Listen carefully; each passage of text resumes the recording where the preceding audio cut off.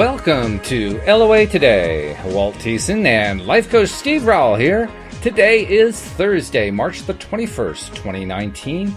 It's 4 p.m. in New York. It's 1 p.m. in Los Angeles. It's 8 p.m. in London. And I always get this part confused. I think it's 7 a.m. in Sydney, Australia. If I got that wrong, Sydney, I apologize. But wherever you are in the world, thank you for joining us for another episode of LOA Today, your daily dose of happy. And I'm happy to report that we're happy. Steve, I was just asking Steve before the podcast how he's doing. He's doing good. He's relaxed. He's feeling great, which is wonderful. I mean, he had this big article that came out in the paper over the weekend, and he's just in a great space. And I asked him, what you've been doing? He said, nothing. So what's it like to do nothing, Steve?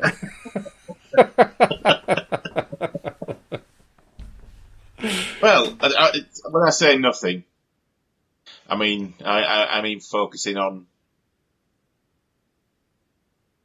what I'm wanting to do moving forward. So that's the nothing is a space for me to be in the now with myself and manifesting, if you like. That's what I've been doing. Well, it's the best kind of nothing. I'm in a nice way now. Emotionally and energetically, I'm in a really, really grounded and perfect state for creating now, which is great. Yeah, that's the way to do it for sure. Yeah, it's kind of what I've been aiming for because I mean, what I've been dealing with has been quite different from having a major article come out in a nationwide newspaper. But you know, everybody has their own stresses that they're dealing with, and I certainly have my own share.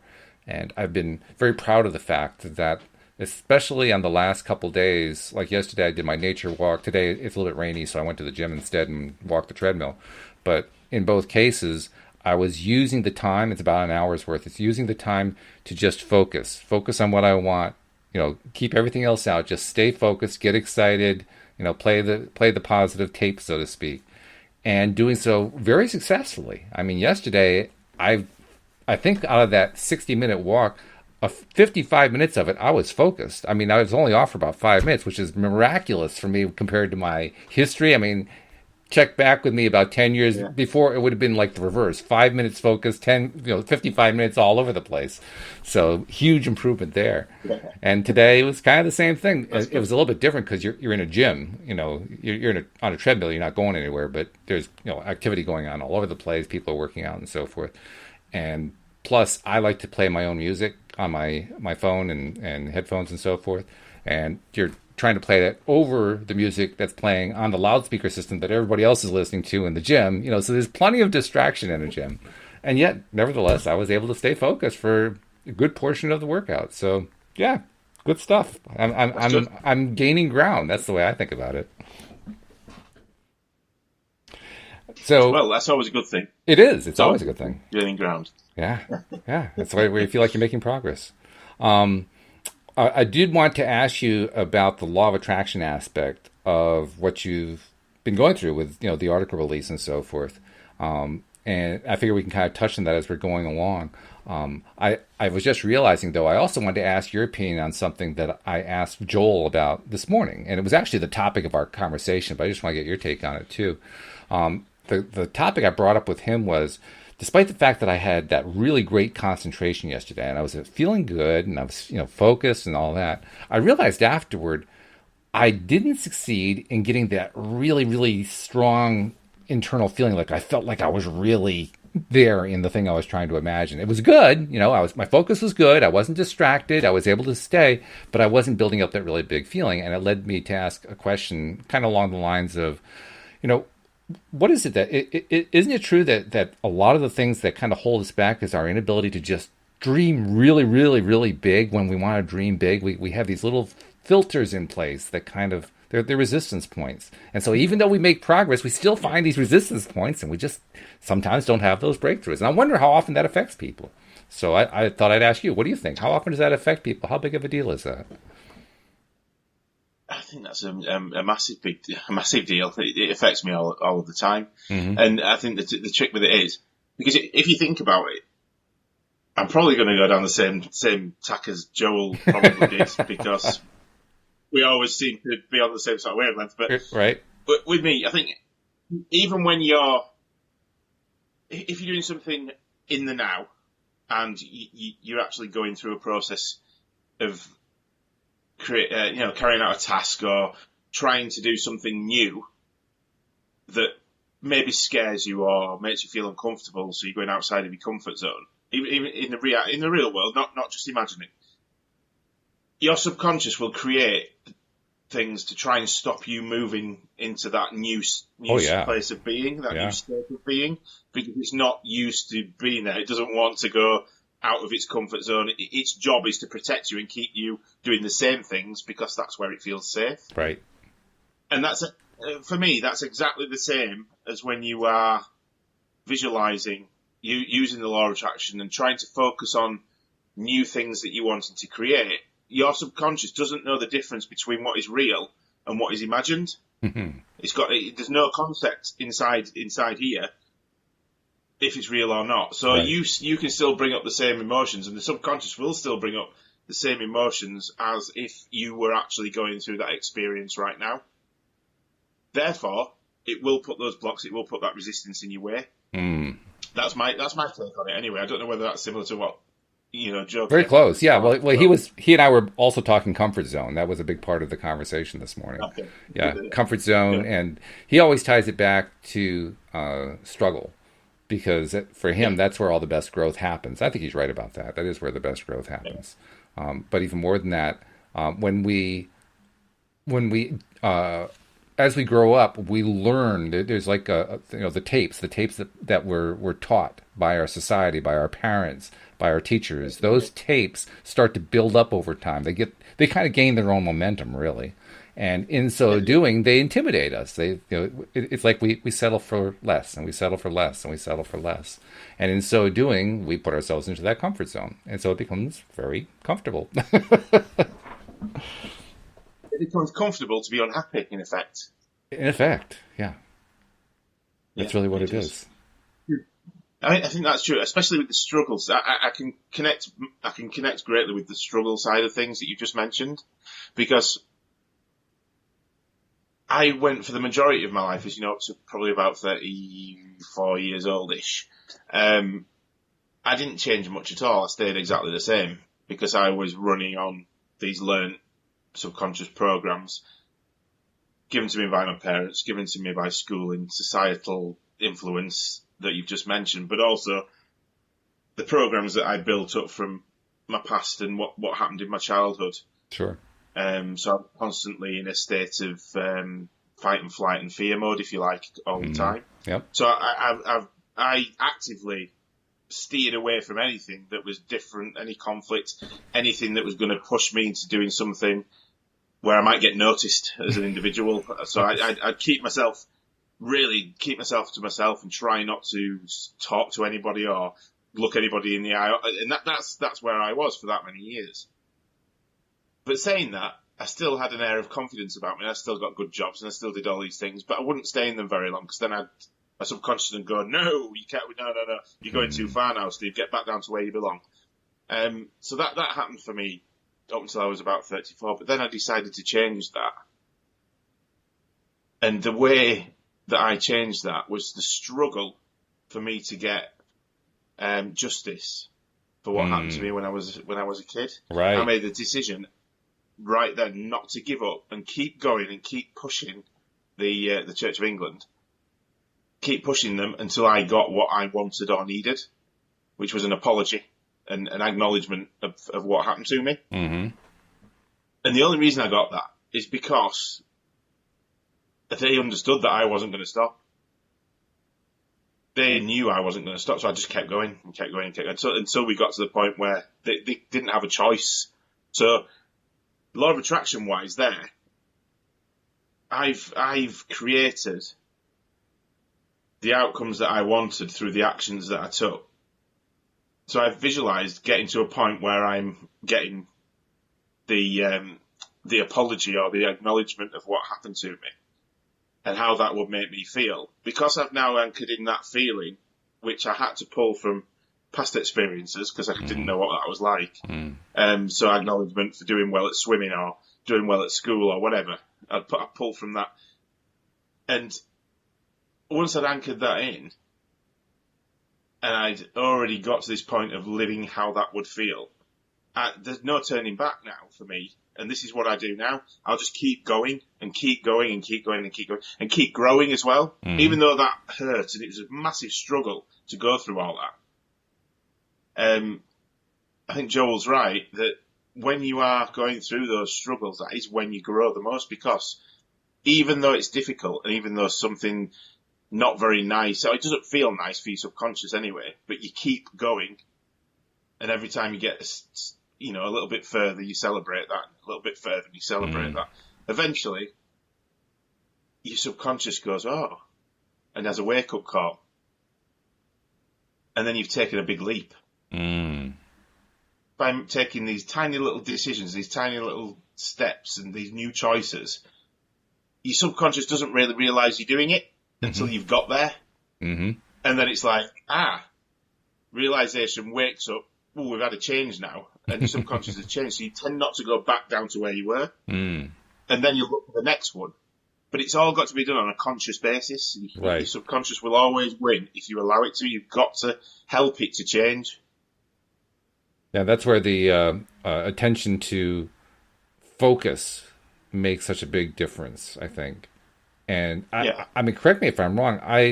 I would suspect that as horrific as the experience was that you went through as a kid, it also gave you tremendous ability to focus, and that you probably used that focus at age 34 when you made the conscious decision to say, you know what, I want what's coming to me. I want what's due to me, and by God, I'm going to get it. That focus probably really helped. Tell you what did give me the focus. I was in pain for all of those years. And that pain had got to a point where I couldn't handle that pain anymore, so that I had to do something. I had to change something. I couldn't stay in that anymore, because if I did, I wouldn't be here now. I'd be dead. It was simple as that. I had two choices. I could either change or I'd end up, I wouldn't have been here because I'd have drunk myself to death or something like that. Right. So I got to a point where I had to make a decision. And luckily I chose the right one. I'm glad that you did. I know we're all glad that you did. Jeffrey actually had a question along the line of what we're talking about here, so I wanted to share it with you, get your take on it. Yeah. He says, what if someone loves being out of their comfort zone? For me, it's the rush of life.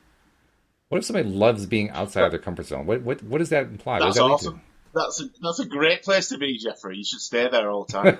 That means that you are constantly growing, changing, and becoming a better you. So well done for that. I mean, that's awesome. There are not a lot of people that could say that, and I think that's brilliant. Well, he also added to it by saying, well, if it doesn't challenge you, it doesn't change you. Exactly. 100%. Totally agree. Yeah. Absolutely. But I think the thing is around this as well, if we go back to sort of the belief systems, so the belief systems that we've got, the majority of them are not ours, like you said earlier. So the majority of them that we've got, I mean, I've decided now. So before I went on this journey, the majority of my belief systems were driven by parental. So my parents, they were actually my parents' beliefs that had been put on me when I was younger. Those main ones were, you've got to work really hard for money. You're never going to have enough money, so don't spend it. We have to buy really cheap food and really cheap things because otherwise we won't have enough money left. all these things, and you never ever get noticed or do anything different to anybody else because you'll get ridiculed. Yep. You should always worry about what everybody thinks about you.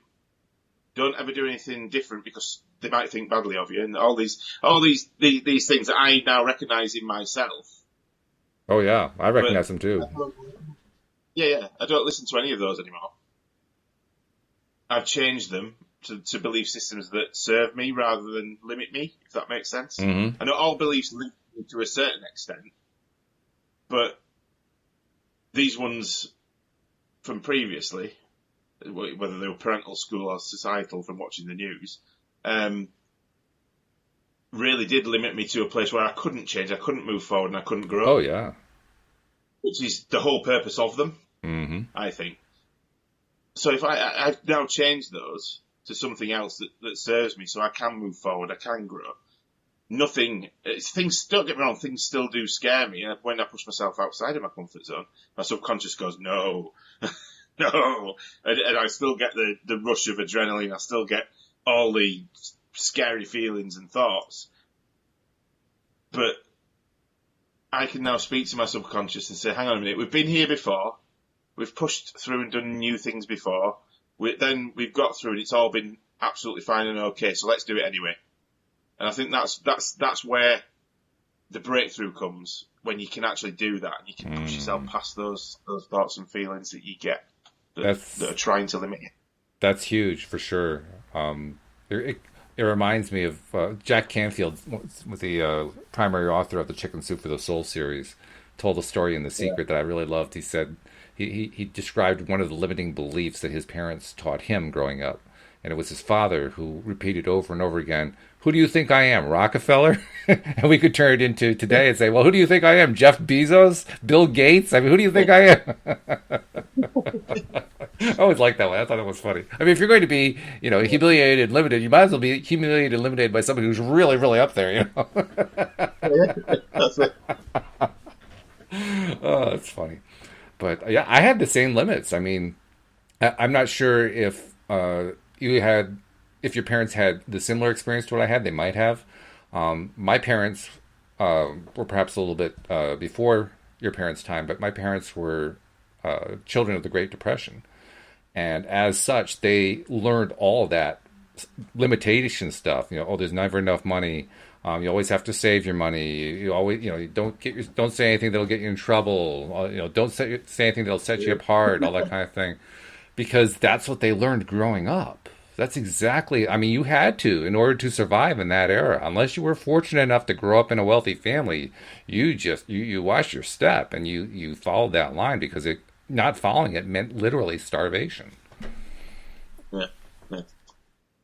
Which is crazy when you think of it like that, isn't it? But even now, I think, because those beliefs pass down generation to generation to generation, and they keep going until, I think, our generation now, it's changing, but it's not changing as well, because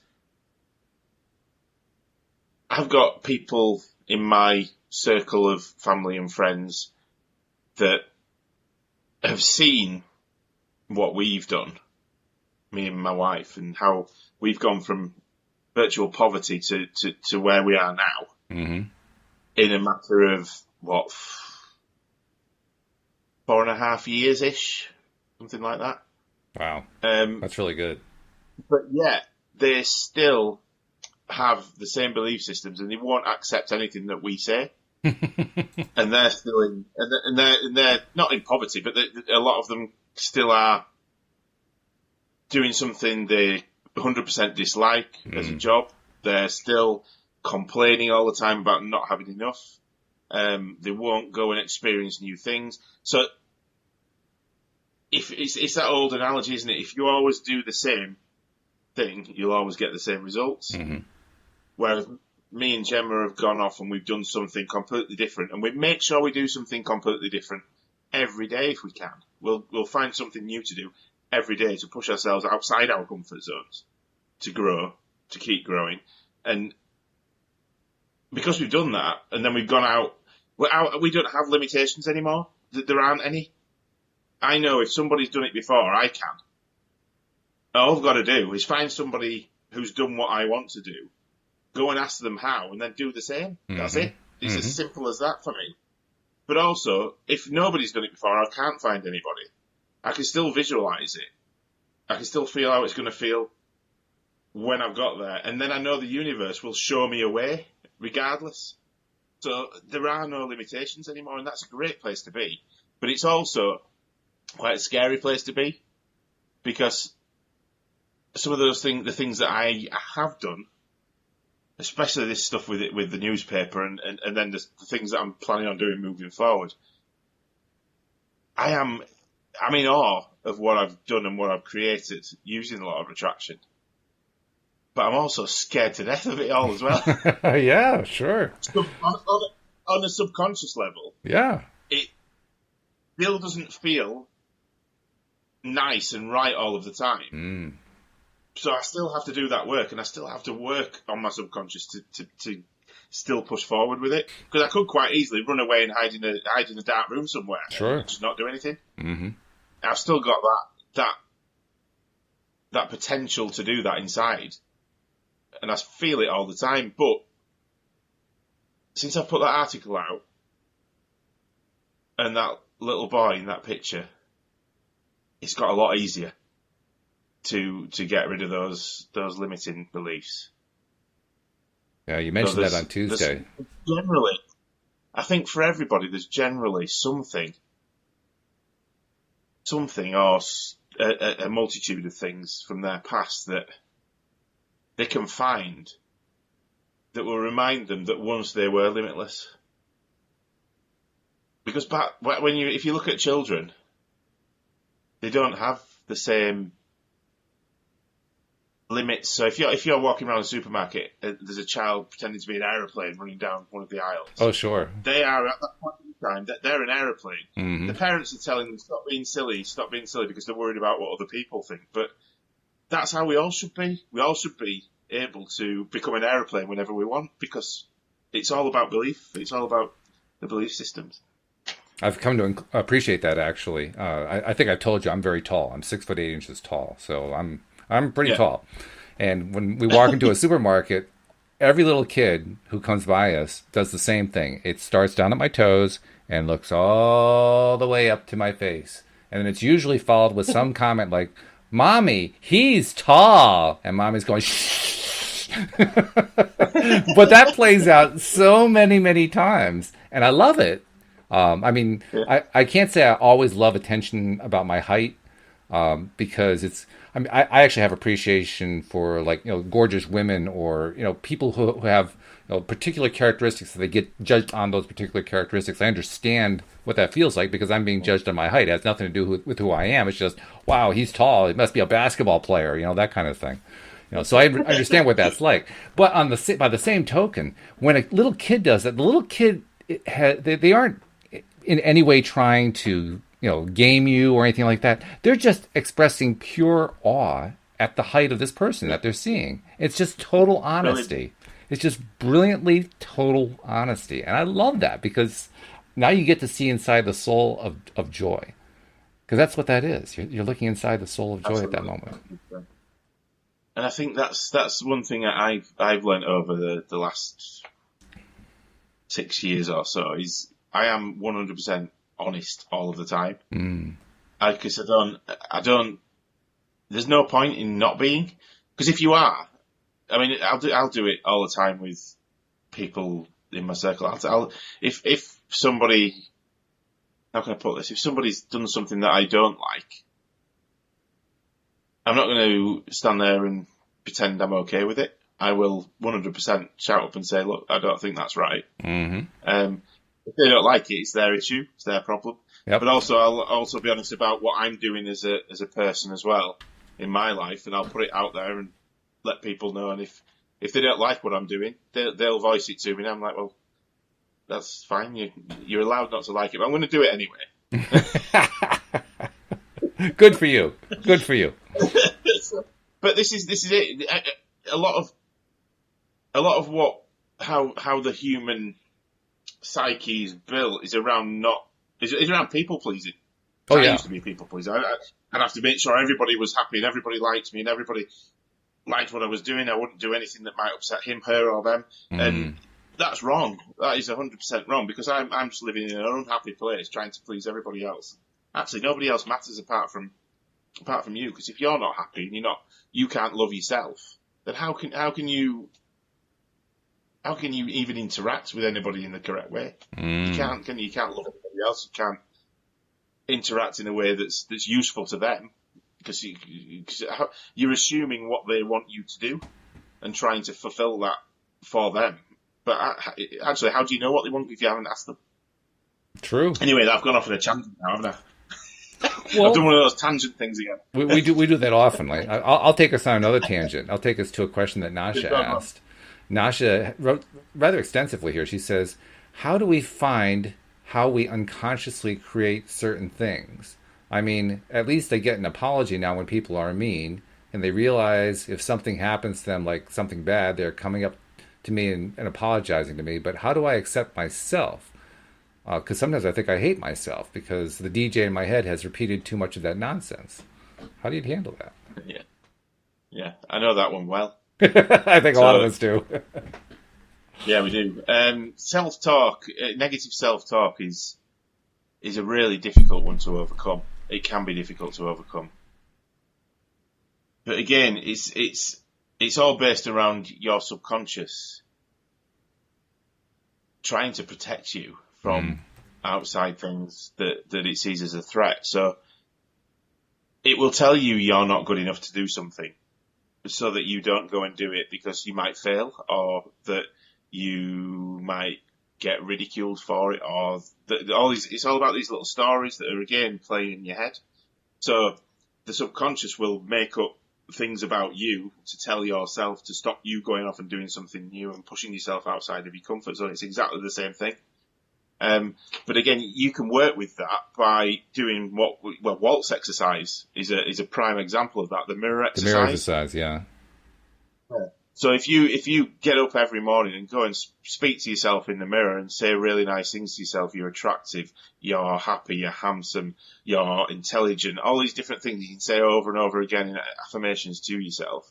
Eventually, that chatter, that negative self-talk, like Walt will back me up on this because you've done it. Absolutely. It slows down. It gets less and less and less. And if you keep going, eventually it will stop. Unless you stop doing it. Exactly. That's the problem right there. That's what always defeats people is stopping doing it. And the worst part is, I mean, Jack Canfield is the one who turned me on to it.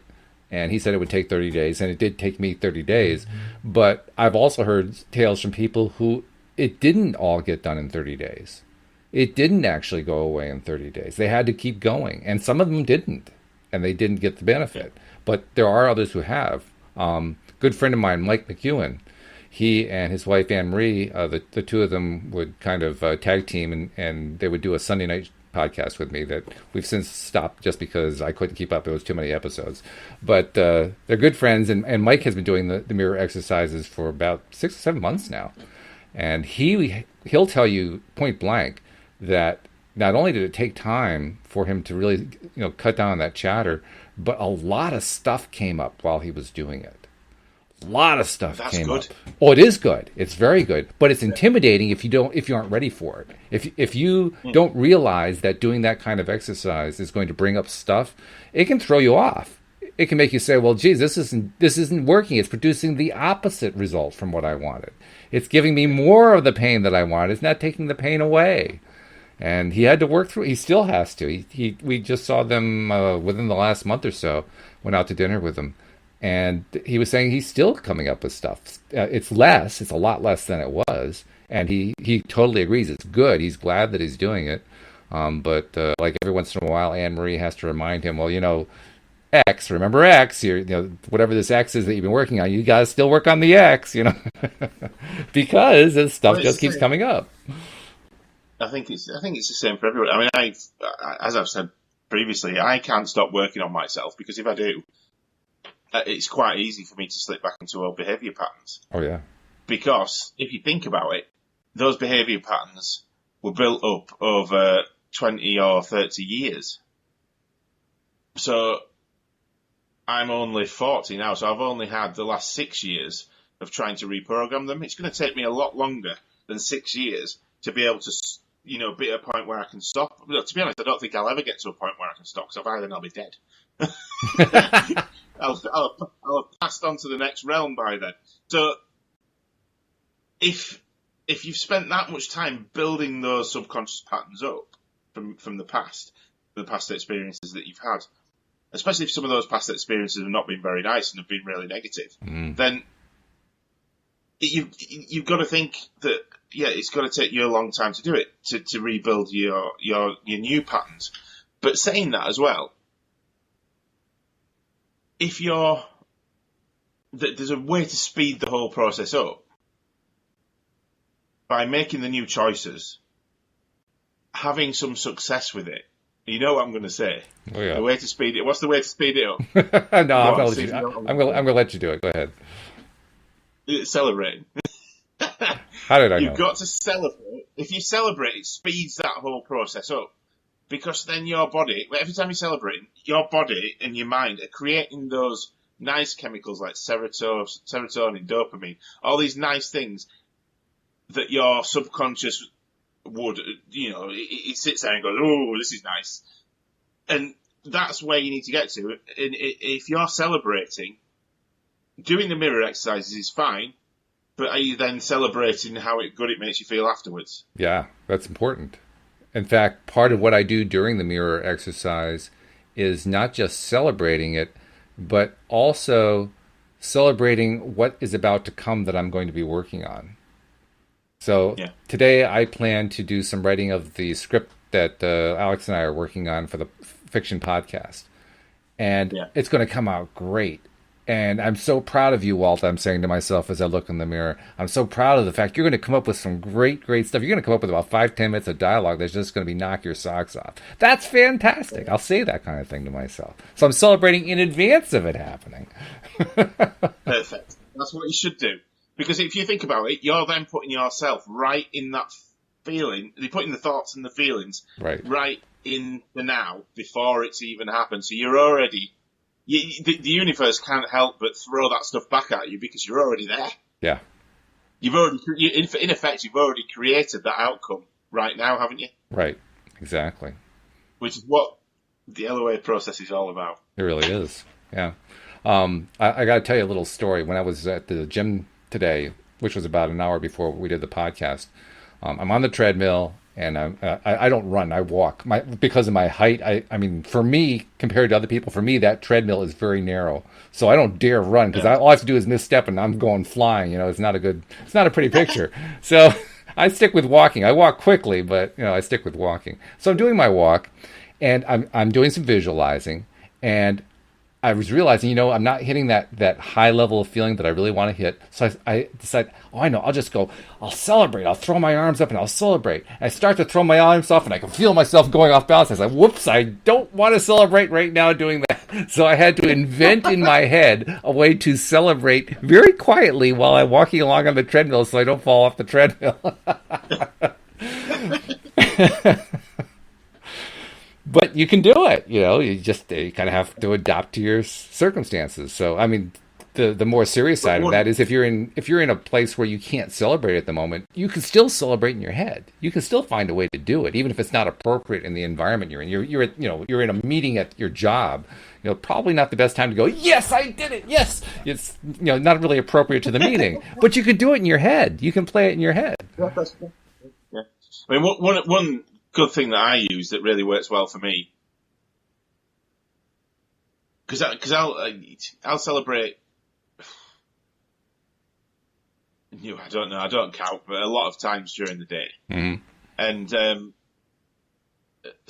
one of my ways of doing it is I've got a celebratory song. Oh, do you? So it's a tune. I don't sing it, but I do actually sing it when it's on. But it's a tune that makes me feel absolutely amazing. Cool. And there's a reason. It's actually. Have you heard of The Script? I've heard of it. I don't think I know it. Yeah, there's one of their tunes called Superheroes, or Superhero, one of the others. But it's turn the pain into power. Is one of the words. Okay. One of the lyrics. The lyrics. Yeah. They turn that pain into power. Yeah. And that's what I've done in effect with my little story. Okay. So that's your line to kind of sing in your head to yourself then. Yeah.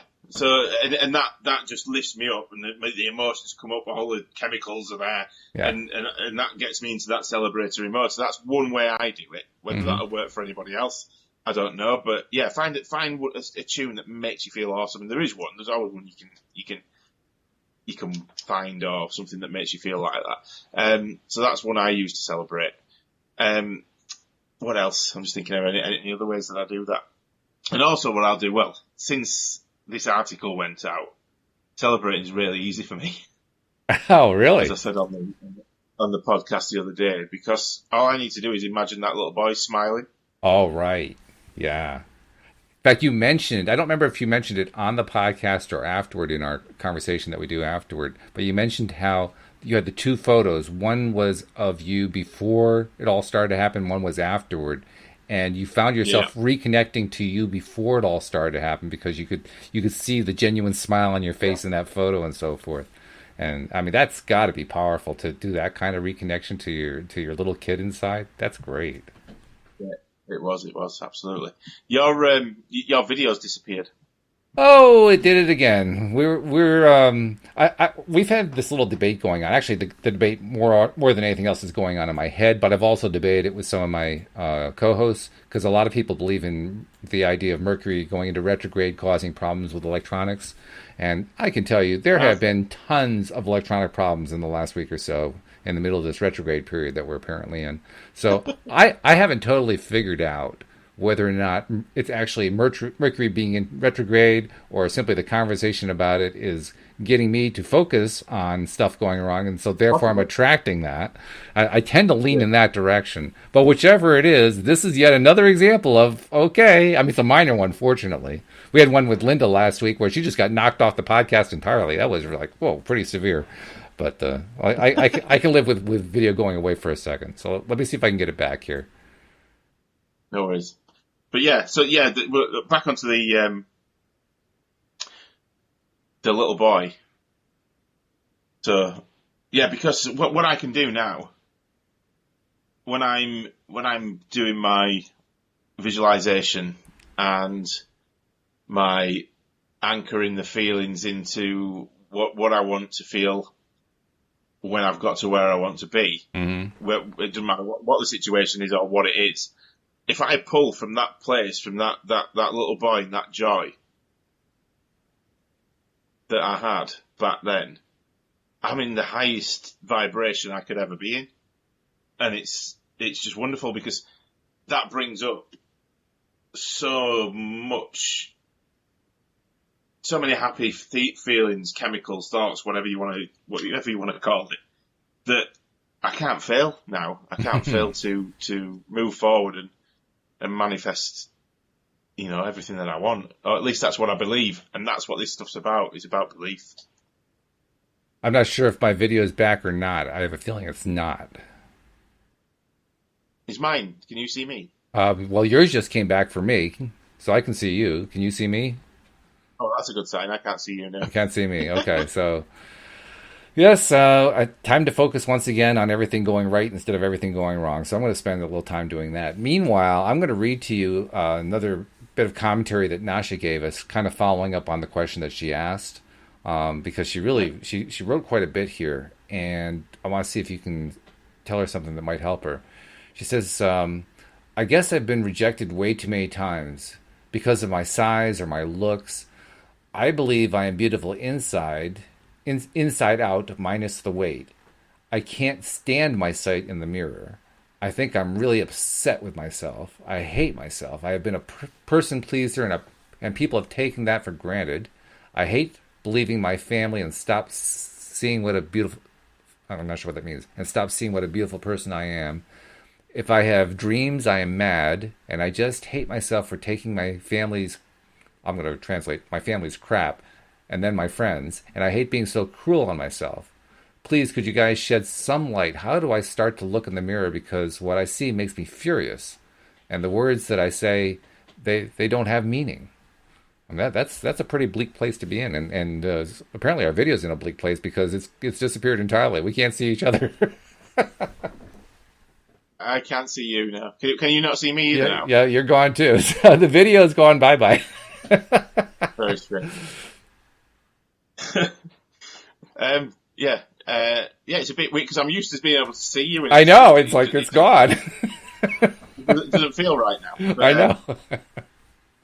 Yeah, so I think the thing is with that, Nasha, is that right, Nasha? Nasha, That name yes, right? that's Nasha, right? Yeah. Because you've got so used to being in that space and thinking that way about yourself,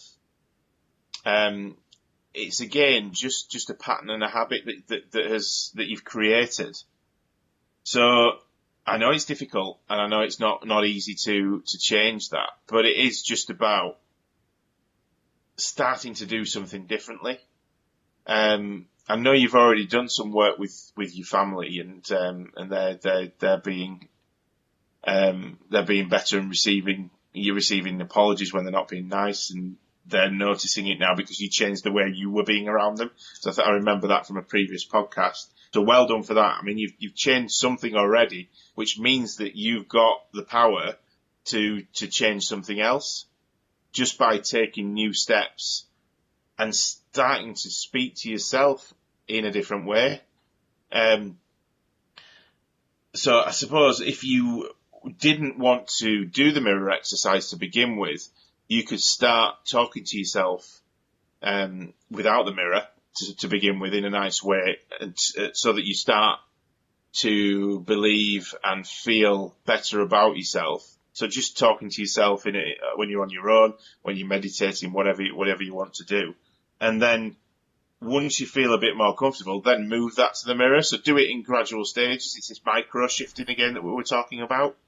So do it on a gradual basis that works for you. It doesn't have to be a big jump. You don't have to all of a sudden, now I love myself. It doesn't work like that. You've got to do it in small stages. So I think, if you start off just with affirmations and saying that you love yourself, you're beautiful, whatever else you want to use. I'm just thinking I've got some. I'll try and find. I've got some affirmation cards that I still use now. They're actually children's affirmation cards that we printed off for the kids. I don't know if you've got access to the internet. Well, you must have access to the internet because you're on the podcast. That's right. Man. How about that? But yeah, if you've got access to the internet and you've got a printer, go on there and you can just type in children's feel good affirmations. I think I typed into Google, and then you can print them off and cut them out. And they're brilliant, absolutely brilliant, because they've all got the statement on. You can use them. Say I still do it now. I'll say 5 each morning to myself. All these tools that I've got, I started off with maybe just that one, and then I've gradually grown my toolkit over time to have a multitude of different things in it. So it's just about finding tools that work for you. So that might work for you, Nasha. I don't know. Try that. That sounds like a good idea. I think I'd also add just a reminder. Oh, I'm seeing your video again. I don't know what happened there, but I'm seeing your video again. So 1 out of 2. Silly We'll see if mine comes back at some point. But I'd also add to what Steve said, why not take a look at the fact that your self-talk is so negative and ask yourself one question. What do you think it's going to take for you to let go of that self-talk, that negative self-talk? Just ask yourself that. And in the process of asking yourself that, maybe something will come up that you hadn't really investigated before, that you hadn't really looked at. Because, I mean, you can do affirmations all you want to, and affirmations are very, very good. But if you got some really big blocks, some really big resistance in the way, you can just kind of walk through the exercise and not really get any benefit out of it, because you're actively, on a subconscious level saying, no, I'm going to focus on all this negative crap that's going on. You can say all the affirmations you want, but I'm going on the negative crap. And so there's something there that needs addressing. It needs to be felt out. It needs to be in some way worked on.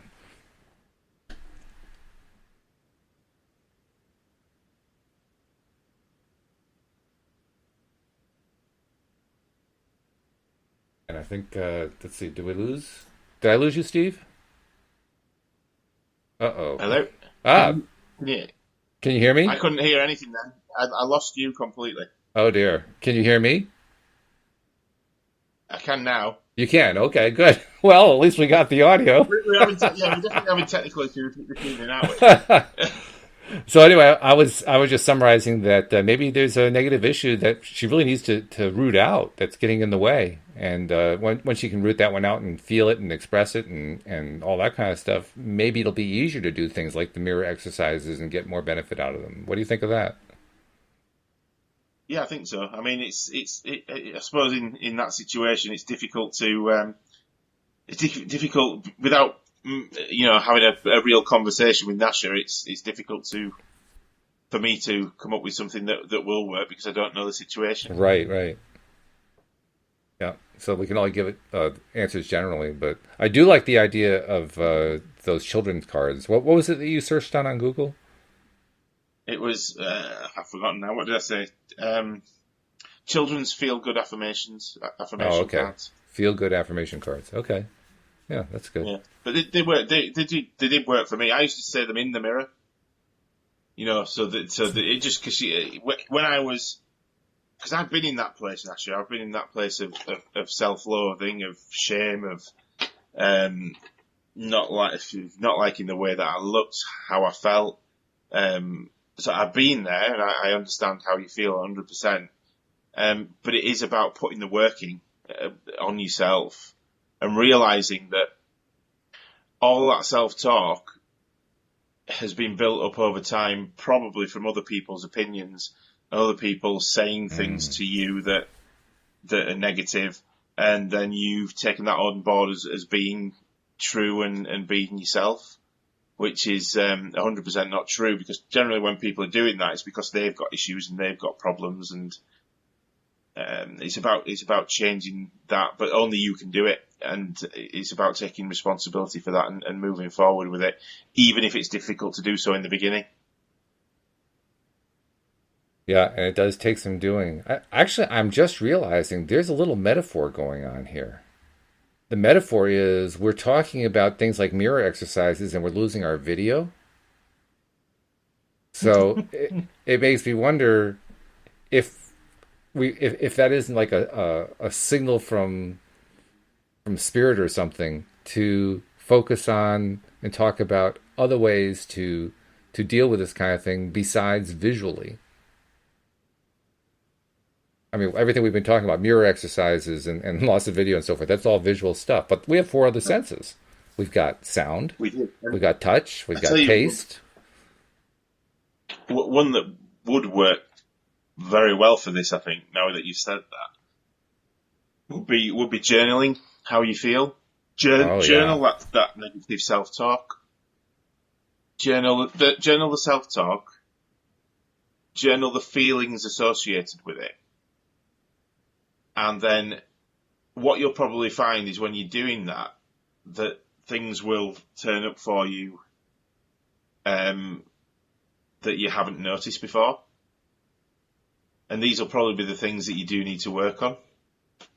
She's been posting a number of things here, including a lot of thank yous to everybody trying to help. She said in one in particular, she says, "Yes, Steve, I need to heal my inner child. Bingo, shame inflicted by others." Yeah. Yeah, because that was a big one. That was a big one for me. As you can imagine. Yeah. Oh, yeah. So the way it's not about dealing with it. It's about accepting that there's actually nothing to be ashamed of. Because have you actually done anything wrong, Nasha? I would probably say no. Other people are putting shame. I'm assuming, this is an assumption because I don't really know the story, but right. From what you said, I'm assuming that other people are shaming you and saying negative things about you, how you look, how you behave, whatever it may be. But then you are allowing that they're shaming to affect how you feel and how you see yourself. Again, that's not you. It's their issues. So it's about taking a step back and actually looking at the 100% truth of actually, Nasha, and this is you speaking to yourself, saying, Nasha, have you actually done anything wrong? Have you done anything wrong? And you probably find that the answer is no. So then you've got nothing to be ashamed of. But as I said, journaling, try journaling, because journaling helps you to get these things out, because you can put down on paper the feelings, the thoughts, watch your thoughts, write down what those thoughts are, write down how they make you feel, and work out where they came from. Because when you journal and you're writing them down, you can't help but have sort of like, well, for me it was anyway, I'd have light bulb moments on them. So it'd be like, hang on a minute, right, okay, well that one came from there, that wasn't from me, that was from that guy, or that was from this person that said that, and that's actually not my thought, it's someone else's. Does that make sense? It makes sense to me. She's posting a number of things here. I think she's trying to give us some idea of what she's gone through. She said, I'm not sure what the she here is, but she does her medications really took me to myself in grade 1. That was intense and deep. And I have been abused, and trying to speak up has put me in a place of shame by my family. Yeah, it's very similar to what happened to me. Yeah. Because I was told not to tell anybody, and not by my parents, not by family, by the person that was doing this. Right. But he told me that I would be ridiculed if I did say anything about what was going on. Mm-hmm. So it's a similar sort of situation, and I suppose it's more difficult when it's in a family situation. But again, it's about doing what's right for you, Nasha, and forgetting about what anybody else thinks, because actually their words and their opinions can hurt you.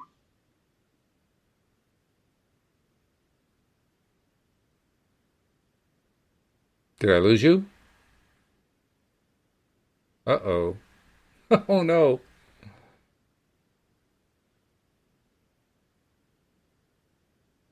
Steve, I'm not hearing you. If you're hearing us. Oh, I see. Your mic is showing muted, Steve. I'm not sure what happened there, but check your mic.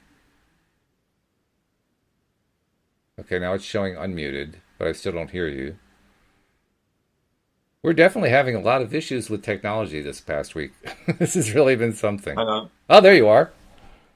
I'm pressing buttons and seeing what's happening and what isn't. I'm seeing your video too. Oh, good. Where are you? Where am I? Yeah, I can't see you. I'm trying to get me back. Ah, there, you're back. My video's back? Hey, cool. We did it. We got back. We're completely back. So, okay. So getting back to what Nasha was talking about, because apparently she's been through some abuse herself, which is horrible to have to go through for sure, but you also have to find ways to grow out of it. You were kind of trying to address that, and then you got cut off. So why don't you finish what you were saying there, and then I had something I wanted to add. Yeah, it's about looking after you as an individual. So the main thing, I think, try the journaling, because you need to work out the best course of action for you. Regardless of what anybody else thinks, feels, or does, or says, you need to work out a course of action that's going to work for you. Forget about anybody else. You need to look after you, Nasha. And that's all I can say. I know the situation that you're in sounds relatively difficult, because it sounds like you're living with the people that are shaming you and saying these bad things, which is difficult, I know, but there must be something. You need to journal it and work out what is right for you to do for you. Yeah. Interesting thing. That's the only thing I can. That's Go good. on, sorry. That's good. No, I was just going to say, interesting thing happened after this morning's podcast with Joel. We finished the podcast, closed off the recordings, and I realized we had somebody on the Blue Jeans platform with us that I hadn't noticed, and he'd been there for a while. His name is Sam. He's from LA. He's actually called in a few times, but I just didn't even see he was there today. So we had a conversation with Sam after the podcast, and among other things, he talked about, he's mentioned this before on the podcast, how he has some OCD issues. And I don't remember exactly why I thought to say this, but there was something that he said that just clicked in my brain and led me to say it to him. And when I said it to him, he said he had never heard that before. The thing that I told him was, I've become really appreciative lately. Oh, there goes your camera again. Let me see if I can get your camera back. No, it's not letting me get it back. Are you still there, Steve? Can you hear me anyway? I can still hear you. I can see you. Yeah. I can see you. The camera just went kablooey. Well, anyway, what I told him is I've become very much more aware lately. Oh, there you are. You're back. I've become very much aware lately of how important it is to recognize that everything that I do right. And that flies in the face of everything that I have believed for years. It flies in the face of what I've been taught. It flies in the face of simple logic. I mean, if you make a mistake, how can you possibly be right? But the funny thing is, even in those cases, you're right. And Abraham says this. They kind of say it in reverse. They say, you can't get it wrong and you'll never get it done. I like to turn that around and say, you always get it right and the road goes on forever. But it's basically the same concept. And I've really become very aware of just how important it is to say, you know what? It may not have been the result I had in mind, but I did it right. I always get it right. What I did at any given time was exactly what I needed to do at that time, based on the information I had, based on the skills that I had developed at that point. I did it right. I always do it right. I always get it right, even if it's not the result that I wanted. And when I said that to him, he said... There is no failure. Exactly. Because you're always learning from the things. So for me, it's just about doing something differently to the way you've done it before. If it works, fantastic. Celebrate it. Go and keep going. Right. If it doesn't work, doesn't get you the result you want, then fine. That's okay. Don't do it again. Do something else. Right. That's it. That's it. That's it. It's simple as that, and you're absolutely right. Yeah, 100%. You can't do anything wrong. There isn't. For me, there isn't a right or a wrong. There are just things that happen. That's things right. that we do, things that we choose. And if you then beat yourself up over those, that's not a good thing to do. No, it's not. You need to accept that you've done it. Accept that it didn't get the result that you wanted, but now you've got a choice to go and do something else. If you keep doing the same thing over and over and over again, that's a different story. That's a different scenario, because then you are, in fact, living in an insanity sort of mindset, because you're trying to get a different result doing the same thing over and over again, which a lot of people do. Yeah. Surprisingly. And by the way, even that is not doing something wrong. That's still doing right within what you know how to do. Well, yeah. It's still right. You're still doing it right. You're just not getting the result you wanted. You're still doing the thing that you believe is right, because you're running, if you like, on that pattern of behaviour that you always have. That's right. And you're doing that because you think that's the right thing to do. Mm-hmm. Otherwise, if you didn't think it was the right thing to do, then guess what? You wouldn't be doing it, would you? That's true. Exactly. That's exactly right. Yeah. A bit of a paradigm there, isn't there? It is, and a paradox too.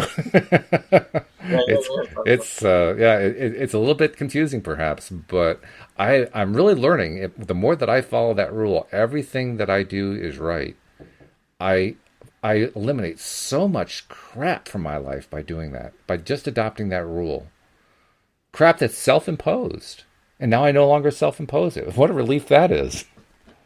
So I'd recommend that, Nasha. I'd recommend finding a way to... It's kind of... You know what that is? It's forgiving yourself, really. That's really what that is. It is, yeah. You know, saying, you know what? Okay, made a mistake. No big deal. Rather than, oh, God, I did again. Two entirely different feelings. Yeah. One of the things that we talk about with Cindy Chavez and I do a lot of work with the Neville Goddard books. And when Neville, of course, speaks in his own Nevilleese. we use what we call the Neville decoder ring, because so much of what he talks about is his take on biblical scripture, which is quite different from what the church's take is. So you have to kind of take all his stuff and understand it quite differently from what the church has in mind. But on the topic of what we're talking about here, Neville makes a very good point about the traditional religious concept of sin. The way religion teaches sin is actually inaccurate compared to what the word originally meant. If you go back to Latin and Greek and Old Middle English and all that kind of thing, you find that the original meaning of the word sin was to miss the mark. And that's all it is. It's just aiming incorrectly and just not hitting the bullseye. And it's kind of like if you were shooting with a bow and arrow at a target. If you missed the bullseye, would you beat yourself up saying, oh, you missed the bullseye, whap, whap, whap? Or would you just change your aim? Which would you do? exactly. That's a good analogy. I like that. Yeah. That's perfect. Yeah, because that's exactly it. That's exactly it. it. We all go through life doing whatever we do in the way that we know how to at that point in time. That's right. That's it. That you can't do something you haven't learned how to do yet. In effect, can you? That's it. Exactly. If you do, then you're if you hit the mark the first time, fantastic. Hooray! You probably find if you do it again. Yeah, but you probably find if you do it again, you'll miss. Because it was a fluke. Beginner's luck, right? Yeah. So yeah, it is all about working on yourself and doing something differently. Just do something differently, and it's a big learning curve. And be gentle on yourself too. That's the thing. I think that's what the real message is behind you always get it right. Just you need to be gentle. We all need to be gentler on ourselves. We're all really, really tough on ourselves, and that doesn't help. It doesn't serve us. It doesn't get us to where we want to get to. So, be easier on yourself. Cut yourself some slack. You deserve it. And with that thought in mind, we've come to an hour. Amazingly, we've flown through an hour. I mean, we're past the hour, so we got to kind of draw to a close. Even with all the technical. Absolutely, yeah. But, it's all good. It's been good. It's been a good discussion. And I want to thank you once again, Steve, for sharing your story. Your story is very inspiring, and I love it's fun having a ringside seat, watching how it's now unfolding as you're sharing your story on a wider stage in the UK. And I'm looking forward to the future reports about what's going to happen when you're on TV and all that kind of stuff. So it's going to be good. Yeah, exciting. So thank you for sharing your story. Thank you to our live stream listeners and to our podcast listeners for continuing to listen. We appreciate your support, and we will see you all next time here on LOA Today. Goodbye, everybody.